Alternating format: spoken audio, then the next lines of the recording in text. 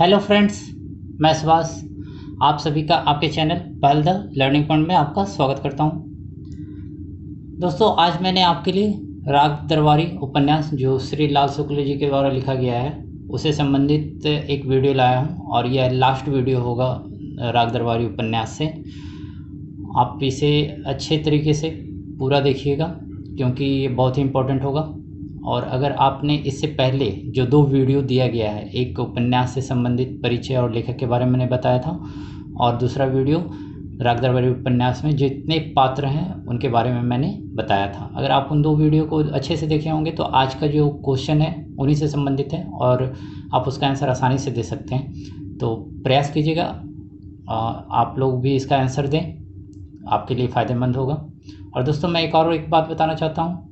आज यह राग दरबारी का लास्ट वीडियो है और इसके ज़रिए मैं जो झारखंड स्टाफ सिलेक्शन कमीशन के उपन्यास सेक्शन थे, 3 उपन्यास हम लोगों को पढ़ना था। गोदान पहला उपन्यास था जो प्रेमचंद के द्वारा लिखा गया, मैला आंचल दूसरा था जो फणीश्वरनाथ रेणु जी के द्वारा, और तीसरा राग दरबारी उपन्यास जो श्री लाल शुक्ल के द्वारा। ये मैंने तीनों उपन्यासों को पूरा कर दिया है।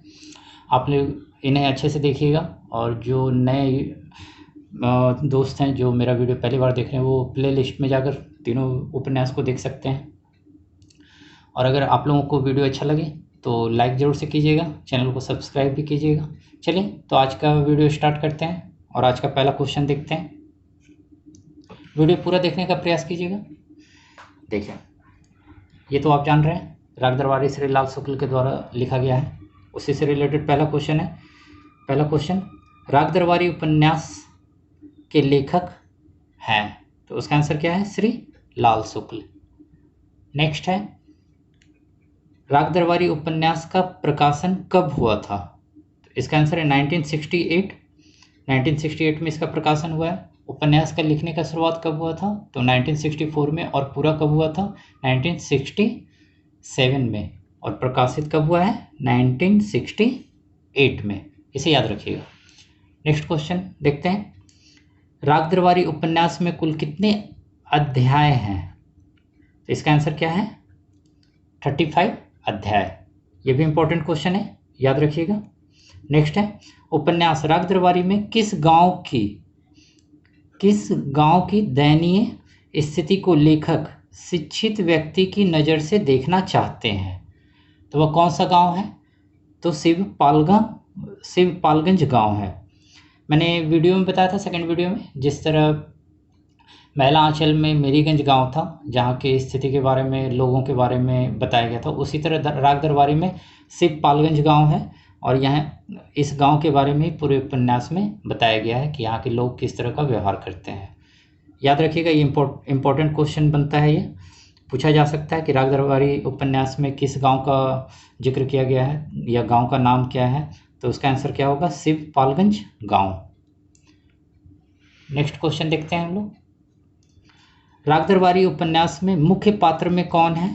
तो वह है वैद्य जी। और वैद्य जी क्यों है, मैंने पिछले वीडियो में बताया था और आज भी मैं 1-2 क्वेश्चन और बताऊंगा जिसमें मैं बताता जाऊंगा कि वैद्य जी मुख्य पात्र में क्यों हैं।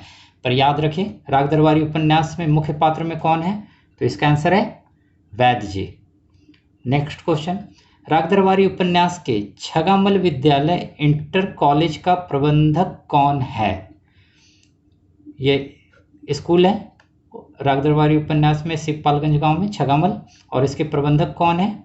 तो इसका आंसर वैद्य जी है। नेक्स्ट क्वेश्चन, उपन्यास में शनिचर का मूल नाम क्या है? तो शनिचर का मूल नाम क्या है? तो मंगलदास। शनिचर को भी याद नहीं रहता है कि मंगलदास उसका नाम है। जब वैद्य जी के द्वारा शनिचर को ग्राम सभा के प्रधान पद के लिए उम्मीदवार खड़ा करने का बात किया जाता है तो उस वक्त उसे मंगलदास नाम से पुकारा जाता है, तब उसे भी याद आता है कि उसका नाम मंगलदास है। तो इसे याद रखिएगा, शनिचर का मूल नाम क्या है? मंगलदास। नेक्स्ट क्वेश्चन, वैद्य जी के द्वारा किसे शिवपालगंज गांव का कठपुतली प्रधान बनाया जाता है? तो अभी मैंने ऊपर बताया था कौन है वो? शनिचर, और इसका मूल नाम क्या है? मंगलदास। चलिए आगे देखते हैं हम लोग। सारे क्वेश्चन इंपॉर्टेंट रहेंगे, पूरा वीडियो देखने का प्रयास कीजिएगा। चलिए नेक्स्ट देखते हैं, उपन्यास राग दरबारी का प्रारंभ और अंत होता है, कैसे होता है? तो देखिए, जब आप उपन्यास पढ़ना शुरू करेंगे तो फर्स्ट में ही रंगनाथ के गांव आने, सिपालगंज गांव आने का बात किया जा रहा है उपन्यास में। तो प्रारंभ रंगनाथ के गांव आने से होता है और अंत कैसे होता है? तो रंगनाथ के सिपालगंज गांव से जाने पर होता है।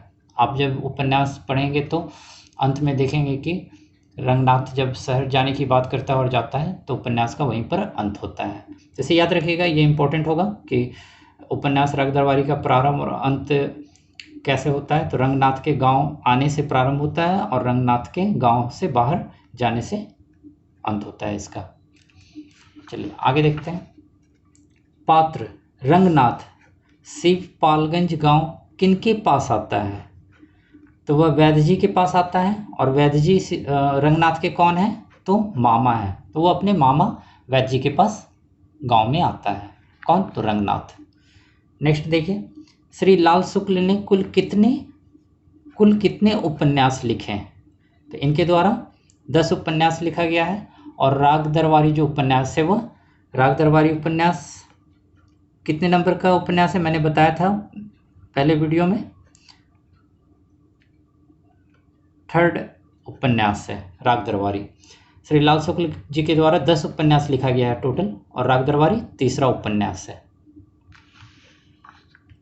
नेक्स्ट क्वेश्चन है, सिपालगंज गांव के कोऑपरेटिव सोसाइटी का मैनेजिंग डायरेक्टर कौन है? तो वह वैद्य जी हैं। आप देख रहे हैं, कॉलेज हो या ग्राम सभा से संबंधित हो या कोऑपरेटिव सोसाइटी है, सभी में वैद्य जी का नाम आता है। तो यहाँ पर इसलिए वैद्य जी मुख्य पात्र में आते हैं। आगे भी आप कुछ देखेंगे, उसमें भी आपको पता चलेगा। नेक्स्ट जो क्वेश्चन है उससे आप पूरा समझ जाएंगे कि मुख्य पात्र में क्यों है। तो यहाँ पर कोऑपरेटिव सोसाइटी का मैनेजिंग डायरेक्टर कौन है? तो वह वैद्य जी हैं। नेक्स्ट है, उपन्यास राग दरबारी में सिपालगंज गांव की राजनीति के पीछे का मास्टरमाइंड कौन है? तो वह है वैद्य जी। आप समझ गए होंगे वैद्य जी मुख्य पात्र क्यों है। चलिए नेक्स्ट क्वेश्चन हम लोग देखते हैं। राग दरबारी उपन्यास में छगामल विद्यालय इंटर कॉलेज के छात्रों का नेता कौन है? छात्रों का नेता, तो उसका आंसर है रूपन बाबू। और रूपन बाबू कौन है? तो वैद्य जी के छोटे बेटे हैं, पुत्र हैं रूपन बाबू वैद्य जी के, इसे याद रखिएगा। नेक्स्ट क्वेश्चन देखते हैं। छगामल विद्यालय इंटर कॉलेज के प्राचार्य प्रिंसिपल कौन है? तो इसका आंसर है प्रिंसिपल साहिब। नाम नहीं बताया गया, मैंने सेकंड वीडियो में बताया था कि पूरे उपन्यास में प्राचार्य, ये जो प्रिंसिपल है उन्हें प्रिंसिपल साहिब ही कहा गया है। तो छगामल विद्यालय इंटर कॉलेज के प्राचार्य कौन है? तो प्रिंसिपल साहिब है। नेक्स्ट, राग दरबारी उपन्यास में बद्री अग्रवाल या पहलवान भी बोल सकते हैं, बद्री पहलवान कौन है? तो वैद्य जी का बड़ा पुत्र है। वैद्य जी का बड़ा पुत्र कौन है? तो बद्री पहलवान या अग्रवाल। और छोटा बेटा कौन है, पुत्र कौन है? तो रूपन बाबू। तो अगर आपने इसके पहले का वीडियो, सेकंड वीडियो जो पात्र परिचय देखा था, अगर अच्छे से देखा होगा तो आज के जितने क्वेश्चन है उसका आंसर आप आसानी से दे पा रहे होंगे। चलिए नेक्स्ट क्वेश्चन देखते हैं हम लोग। बेला किस उपन्यास की स्त्री पात्र है? मैंने पिछले वीडियो में बताया था कि इससे रिलेटेड क्वेश्चन बनेंगे, तो आज मैंने वो क्वेश्चन बनाया है कि बेला किस उपन्यास के स्त्री पात्र है? तो उसका आंसर है राग दरबारी उपन्यास के पात्र है, स्त्री पात्र। नेक्स्ट क्वेश्चन, उपन्यास राग दरबारी में कौन सा पात्र अपनी आटा चक्की की गाथा सुनाने के लिए प्रसिद्ध है?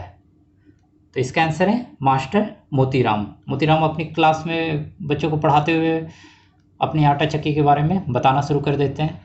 तो उसी से संबंधित ये क्वेश्चन है कि कौन अपनी आटा चक्की के लिए की गाथा सुनाने के लिए प्रसिद्ध है गांव में, उपन्यास में? तो वह है master Motiram. Next question, quote है, कहा तो घास खोद रहा हूँ, अंग्रेजी में इसे रिसर्च कहते हैं। उपन्यास राग दरबारी में किसके द्वारा कहा गया है? तो यह कहा गया है रंगनाथ के द्वारा। कहा तो घास खोद रहा हूँ, अंग्रेजी में इसे रिसर्च कहते हैं। तो ये किसके द्वारा कहा गया? रंगनाथ के द्वारा। जब रंगनाथ शहर से गांव आने का शुरुआत आते रहते हैं उपन्यास के शुरू में, तो इन्हें कोई सवारी नहीं मिलती, तो एक ट्रक में बैठते हैं। तो ट्रक ड्राइवर से ही पूछा जाता है कि आप क्या करते हैं, तब ट्रक ड्राइवर को ये बताते हैं। नेक्स्ट क्वेश्चन, उपन्यास राग दरबारी में कहावत होनहार बिरवान के होत चिकने पात किनके लिए प्रयोग किया गया है? ये इंपॉर्टेंट क्वेश्चन रहेगा कि उपन्यास राग दरबारी में कहावत है एक, होनहार बीरवान के होत चिकने पात, किसके लिए प्रयोग किया गया है?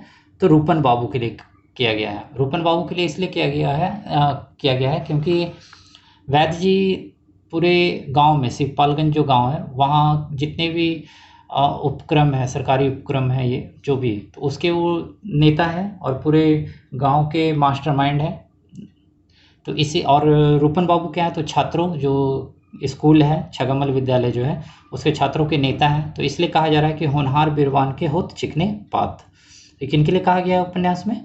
तो रूपन बाबू के लिए कहा गया है। नेक्स्ट क्वेश्चन देखते हैं। श्री लाल शुक्ल के द्वारा लिखा गया अंतिम उपन्यास कौन सा है? तो वह कौन सा है? राग विराग। और राग विराग कब प्रकाशित हुआ था? तो 2001 में हुआ था। ठीक है, इसे याद रखिएगा।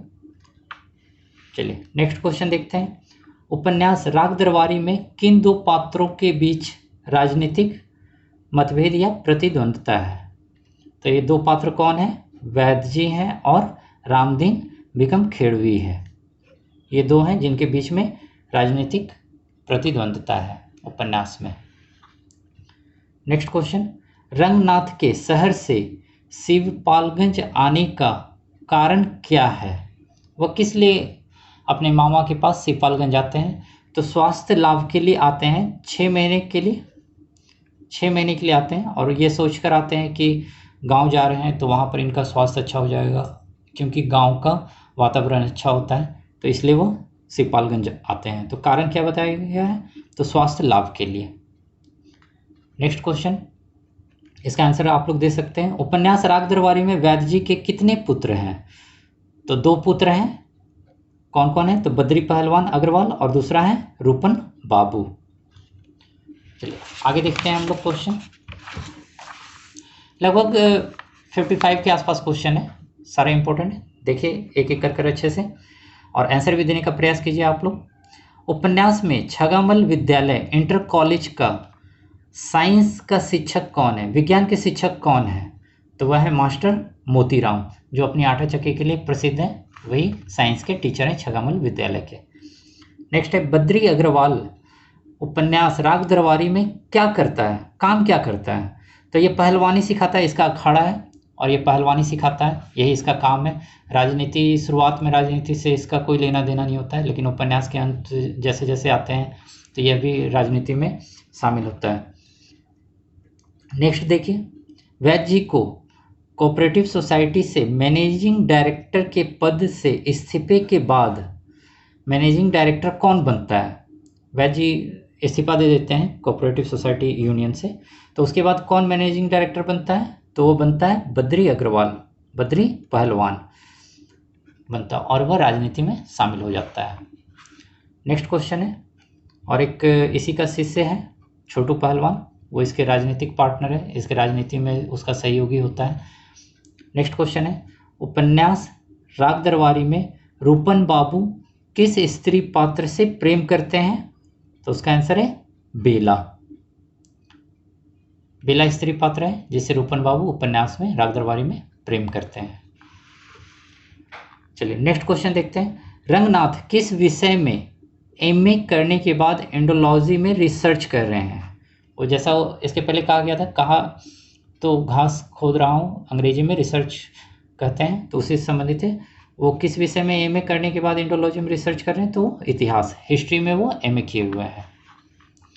नेक्स्ट क्वेश्चन है, उपन्यास राग दरबारी में किसके लिए कहा गया है कि वह ग्रांट क्या होता है? तो सरकारी अनुदान होता है गरीबों के लिए, ग्रांट पर जीने वाला व्यक्ति है, तो वह पात्र कौन है? कालिका प्रसाद। नेक्स्ट क्वेश्चन है, उपन्यास राग दरबारी में कुशहर प्रसाद कौन है? तो इसके पहले मैंने बताया था बद्री पहलवान जो है, अग्रवाल जो है, उसका एक शिष्य होता है। तो उपन्यास राग दरबारी में कुशहर प्रसाद कौन है? तो छोटे पहलवान के पिता हैं, और ये छोटे पहलवान ही बद्री पहलवान का शिष्य है। तो उपन्यास राग दरबारी में कुशहर प्रसाद कौन है? तो छोटे पहलवान का पिता है। नेक्स्ट है, उपन्यास राग दरबारी में बद्री पहलवान का शिष्य, देखिए मैंने यहाँ क्वेश्चन बनाया है, उपन्यास राग दरबारी में बद्री पहलवान का शिष्य कौन है? तो वह छोटे पहलवान, छोटे या छोटू बोला गया है, छोटे पहलवान है। चलिए आगे का क्वेश्चन देखते हैं हम लोग। राग दरबारी उपन्यास में कौन सा पात्र गुस्सा आने पर बोलने में अवधी भाषा का प्रयोग करता है? तो कौन है जो गुस्सा आने पर अवधी भाषा का प्रयोग करता है? मैंने बताया था इसके पहले वाले में वीडियो में। तो उसका आंसर है छगमल विद्यालय इंटर कॉलेज के प्रिंसिपल साहिब। प्रिंसिपल साहिब हैं जो गुस्सा आने पर बोलते बोलते वह अवधी भाषा का प्रयोग करने लगते हैं। नेक्स्ट है, उपन्यास में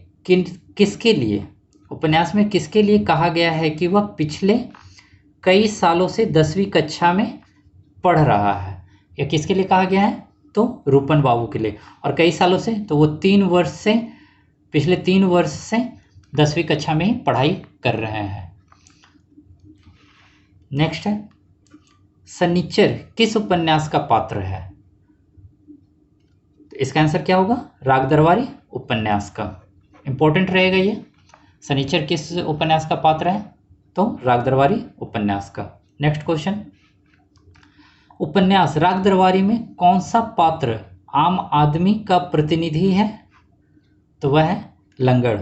और लंगड़ कौन है? मैंने बताया था आपको, यह सरकारी कार्यालय में अपनी ज़मीन का नकल दस्तावेज निकलवाने के लिए एप्लीकेशन देता है, लेकिन वहाँ के कर्मचारियों के द्वारा उसे काफ़ी परेशान किया जाता है घूस नहीं देने पर।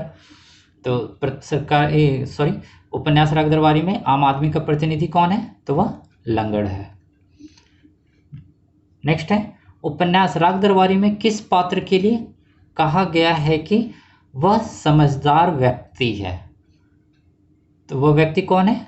तो गयादीन। गयादीन एक पात्र है जिसके लिए उपन्यास में कहा गया है कि वह समझदार व्यक्ति है। और इसी के लिए स्कूल के जो मास्टर हैं, एक दो मालवीय में मास्टर खन्ना जो हैं, वो इसके पास कुछ चर्चा करने के लिए आ जाते हैं जब भी उसे लगता है कि स्कूल में या गांव में कुछ गलत हो रहा है। तो इसी के लिए कहा गया है कि उपन्यास में किस पात्र को कहा गया है कि वह समझदार व्यक्ति है?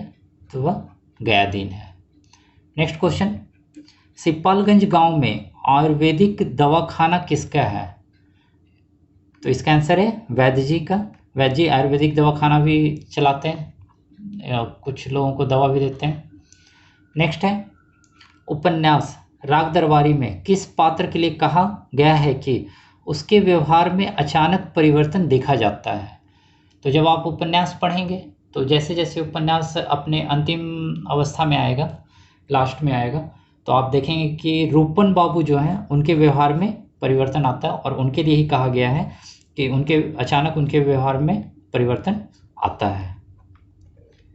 नेक्स्ट क्वेश्चन देखते हैं, श्री लाल शुक्ल की प्रथम व्यंग्य रचना कौन सी है? व्यंग्य रचना कौन सी है? तो वह अंगद का पाँव, यह पहली उनकी व्यंग्य रचना है। याद रखिएगा, इंपॉर्टेंट है। मैंने फर्स्ट वीडियो में भी बताया था पहला उपन्यास कौन है या पहला व्यंग्य उपन्यास कौन है, उसका प्रकाशन कब हुआ है।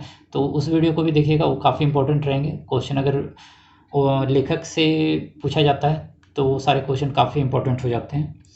चलिए यहाँ पर हम लोग नेक्स्ट क्वेश्चन देखते हैं। राग दरबारी उपन्यास में बांगड़ू शब्द किस पात्र के लिए प्रयोग किया जाता है? तो ये लंगड़ के लिए प्रयोग किया जाता है। और बांगड़ू लंगड़ को बांगड़ू कौन बोलता है? तो सनीचर और बद्री पहलवान है, इसे बांगड़ू बोलते हैं। लंगड़ को कौन? तो बद्री पहलवान और सनीचर। इसलिए बोलते हैं क्योंकि यह अगर कर्मचारी को 5 रुपया दे देता तो इसे नकल जल्दी मिल जाती, लेकिन ये अपने जिद पर अड़ जाता है कि मैं ज़्यादा पैसा नहीं दूंगा, 2 ही रुपया दूंगा। तो इसलिए सनीचर और बद्री पहलवान इसे बांगड़ू बोलते हैं। चलिए आगे देखते हैं हम लोग। नेक्स्ट क्वेश्चन है, उपन्यास राग दरबारी में छगामल विद्यालय इंटर कॉलेज का वाइस चेयरमैन कौन है? तो वह है गयादीन, जिन्हें समझदार व्यक्ति कहा गया है, गयादीन को। तो वही छगामल विद्यालय के वाइस चेयरमैन हैं। नेक्स्ट है, उपन्यास राग दरबारी में स्त्री पात्र बेला किनकी पुत्री है? तो गयादीन जो है उन्हीं की पुत्री है बेला, याद रखिएगा। नेक्स्ट क्वेश्चन है, उपन्यास में किन किन पात्रों के बीच प्रेम की अफवाह उड़ाई जाती है? तो वह है बद्री पहलवान और बेला के बीच में, इन दोनों के बीच में प्रेम का अफवाह उड़ाया जाता है, और जिसे देखकर बाद में वैद्य जी के द्वारा अंतर्जातीय, क्योंकि वैद्य जी पंडित हैं और गयादीन महाजन होता है, उसकी दुकान भी है, तो अलग जात के होते हैं, तो इसलिए अंतर्जातीय विवाह करवाने का निर्णय करते हैं। लेकिन वो जब गयादीन के पास जाते हैं तो पता चलता है कि उसके द्वारा गयादीन के द्वारा बोला जाता है कि बेला की शादी कहीं और ठीक की जा रही है, तो ये शादी नहीं होती है। लेकिन अपने राजनीतिक लाभ के लिए ही वह बद्री अग्रवाल पहलवान और बेला के बीच में अंतर्जातीय विवाह कराने का सोचते हैं। चलिए हम लोग आगे देखते हैं। नेक्स्ट क्वेश्चन है, राग दरबारी उपन्यास के सिपालगंज गांव में कौन झूठी गवाही देने के लिए प्रसिद्ध है? तो वह है राधे लाल। ऐसे गांव में लोग काना भी बोलते हैं। इसका आंसर क्या है? झूठी गवाही देने के लिए कौन प्रसिद्ध है? राधे लाल। ये ऐसी गवाही देता है कि वकील भी इसे नहीं पहचान पाता है कि यह झूठी गवाही दे रहा है। नेक्स्ट क्वेश्चन है, उपन्यास राग दरबारी में चमार बस्ती को मिलने वाला ग्रांट सरकारी अनुदान है जो गरीबों को की जाती है सरकार के द्वारा, तो वही है। उपन्यास राग दरबारी में चमार बस्ती को मिलने वाला ग्रांट कौन हड़प लेता है और बस्ती वाले देखते रह जाते हैं? तो इसका आंसर क्या है? कालिका प्रसाद। इसके पहले भी हम लोगों ने क्वेश्चन देखा था कि उपन्यास में ग्रांट पर जीने वाला व्यक्ति कौन है, तो उसका आंसर था कालिका प्रसाद, तो इसे याद रखिएगा, इंपॉर्टेंट है ये। नेक्स्ट है, उपन्यास राग दरबारी में सिपालगंज ग्राम सभा के अंतर्गत आने वाला एक गांव है, वह कौन सा गांव है? तो विक्रम खेड़ा है। और विक्रम खेड़ा गांव से कौन रहने वाला एक उम्मीदवार है? तो रामदीन जो है वह विक्रम खेड़ा गांव से ही रहने वाला, और अपने नाम के पीछे वो गांव को नाम को ही जोड़ लेता है। मैंने इसके पहले वाले वीडियो में बताया था आपको। चलिए हम लोग आगे देखते हैं। नेक्स्ट क्वेश्चन है, उपन्यास राग दरबारी में वैद्य जी को किस कारण कोऑपरेटिव सोसाइटी से इस्तीफा देना पड़ता है? वह इस्तीफा दे देते हैं और बाद में वो बद्री पहलवान अग्रवाल जो है वो बन जाता है मैनेजिंग डायरेक्टर। लेकिन वैद्य जी को इस्तीफा क्यों देना पड़ता है? तो उसका आंसर है कोऑपरेटिव सोसाइटी यूनियन में जो गबन होता है, एक गबन होता है, घोटाला होता है, और उसी घोटाले के कारण इन्हें इस्तीफा देना पड़ता है, याद रखिएगा। इंपॉर्टेंट क्वेश्चन है और इसी से संबंधित आगे भी और भी क्वेश्चन है, उसे अच्छे से देखिए। नेक्स्ट क्वेश्चन इसी से संबंधित है, देख लीजिए। उपन्यास राग दरबारी में कौन सा पात्र कोऑपरेटिव सोसाइटी में गबन करता है या घोटाला करता है? तो वह कौन है? तो यूनियन का सुपरवाइजर रहता है, उसका नाम क्या है? राम स्वरूप। राम स्वरूप ही गबन करता है, और जिसके कारण बाद में वैद्य जी को मैनेजिंग डायरेक्टर से इस्तीफा देना पड़ता है। सारे क्वेश्चन इंपॉर्टेंट है, अच्छे से पूरा देखिएगा। चलिए आगे देखते हैं हम लोग। उपन्यास में रामस्वरूप घोटाला करता है यह। उपन्यास में रामस्वरूप के द्वारा गबन किस वस्तु की जाती है?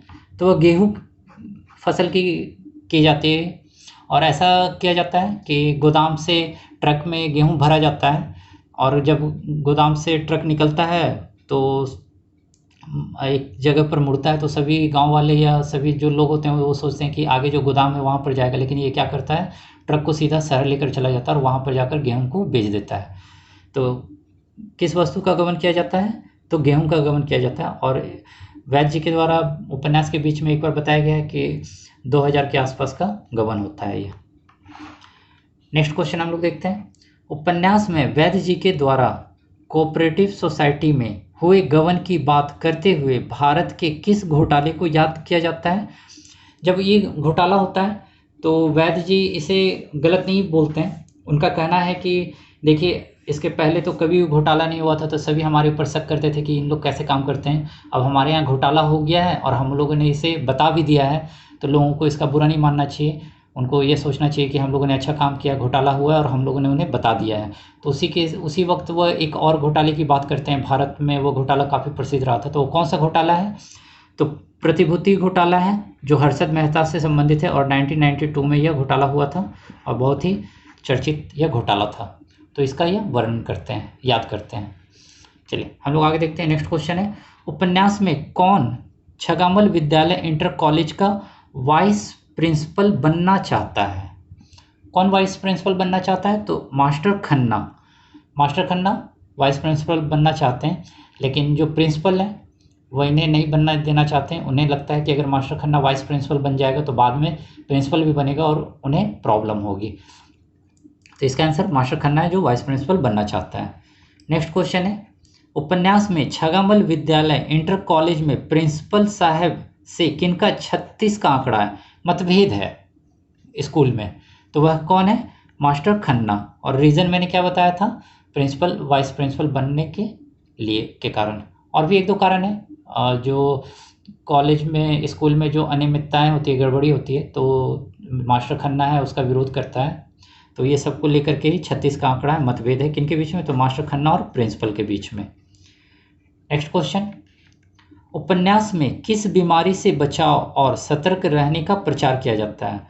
उपन्यास जब पढ़ेंगे तो एक बार सिपालगंज गांव में प्रचार किया जाता है, जगह जगह पर पोस्टर भी लगाया जाता है कि यह बीमारी है, इससे ऐसे ऐसे किया जाने पर इससे बचाव हो सकता है, सतर्क रहें। तो वो कौन सी बीमारी है, तो मलेरिया बीमारी। मलेरिया बीमारी को लेकर पूरे गांव में सतर्कता जागरूकता अभियान चलाया जाता है। तो वो बीमारी कौन सी है, तो मलेरिया बीमारी है, इसे याद रखिएगा। चलिए नेक्स्ट है, उपन्यास के अंत में कौन छागामल विद्यालय इंटर कॉलेज से इस्तीफा देकर गांव से चला जाता है, तो वह कौन है, मास्टर खन्ना है। मैंने सेकंड वीडियो पात्र में बताया था किस तरह का रीज़न होता है और कैसे मास्टर खन्ना से इस्तीफा लिया जाता है बोलकर। तो वो कौन पात्र है जो विद्यालय से इस्तीफा देकर गांव से चला जाता है, तो मास्टर खन्ना है। नेक्स्ट क्वेश्चन है, उपन्यास राग दरबारी में मास्टर खन्ना से इस्तीफा कौन मांगता है, किसके द्वारा इस्तीफा मांगा जाता है मास्टर खन्ना से, तो वह है वैद्य जी। आप सेकंड वीडियो देखिएगा पात्र, आप पूरे समझ जाएंगे, मैंने उसमें डिटेल में आपको बताया है। यहाँ क्वेश्चन देख लीजिए, उपन्यास राग दरबारी में मास्टर खन्ना से इस्तीफा किनके द्वारा मांगा जाता है, तो इसका आंसर होगा वैद्य जी के द्वारा। और आज का लास्ट क्वेश्चन है, इंपॉर्टेंट है, इसके साथ मैं एक और क्वेश्चन बताऊंगा। श्री लाल शुक्ल को राग दरबारी उपन्यास के लिए साहित्य अकादमी पुरस्कार कब दिया गया, किसके लिए, तो राग दरबारी के लिए। तो दिया गया था 1969 में, प्रकाशन हुआ था 68 में, और 69 एक साल के बाद ही इन्हें साहित्य अकादमी पुरस्कार दिया गया था 1969 में। और इन्हें 2009 में एक और पुरस्कार दिया गया है, मैंने फर्स्ट वीडियो में बताया था, वह कौन है, तो ज्ञानपीठ पुरस्कार है। तो श्री लाल को ज्ञानपीठ पुरस्कार कब दिया गया है, तो 2009 में, इसे याद रखिएगा, दोनों इंपॉर्टेंट है। तो दोस्तों आज का ये लास्ट क्वेश्चन था, आपने देखा, अगर आप फर्स्ट वीडियो और सेकंड वीडियो अगर देखे हुए होंगे तो आज के जितने भी क्वेश्चन थे उसका आंसर आप आसानी से दे पा रहे होंगे। तो इस तरह मैंने आज आप लोगों का जो झारखंड स्टाफ सिलेक्शन का सिलेबस है और उसमें 3 उपन्यास पढ़ने हैं हम लोगों को, तो मैंने आज ये तीनों उपन्यासों को पूरा कर दिया है। तो आप इन्हें अच्छे से एक बार फिर से देखिए, तीनों उपन्यास को, गोदान को देखिए, मैलांचल को देखिए और राग दरबारी को देखिए, आपको फ़ायदा ज़रूर होगा और आप पाएंगे कि इस जितने भी क्वेश्चन हैं सारे के सारे इंपॉर्टेंट हैं और आपके एग्ज़ाम में आ सकते हैं। तो दोस्तों मैं आशा करता हूँ कि आज का वीडियो भी आपको पसंद आ रहा होगा। अगर आज का वीडियो पसंद आता है तो लाइक ज़रूर से कीजिए। और मैं बताता हूँ इसके बाद भी मैं वीडियो लाऊंगा, झारखंड स्टाफ सिलेक्शन कमीशन के जो भी सिलेबस हैं उसी में से एक वीडियो मैं लेकर के आऊँगा, तो आप उसका इंतज़ार कीजिए। मैं जल्द एक से दूसरे दिन में आपके लिए वह वीडियो तैयार कर लाऊंगा। तो दोस्तों आज के लिए बस इतना ही, अपना ख्याल रखिए, कोविड-19 में जो भी निर्देश दिए जा रहे हैं उसका पालन कीजिए, सोशल डिस्टेंसिंग का पालन कीजिए, क्योंकि अब तक दवा नहीं आई है और सोशल डिस्टेंसिंग ही इसकी मात्र एक दवा है। तो अपना ख्याल रखिए, नेक्स्ट वीडियो में मिलते हैं। आज के लिए बस इतना ही, धन्यवाद।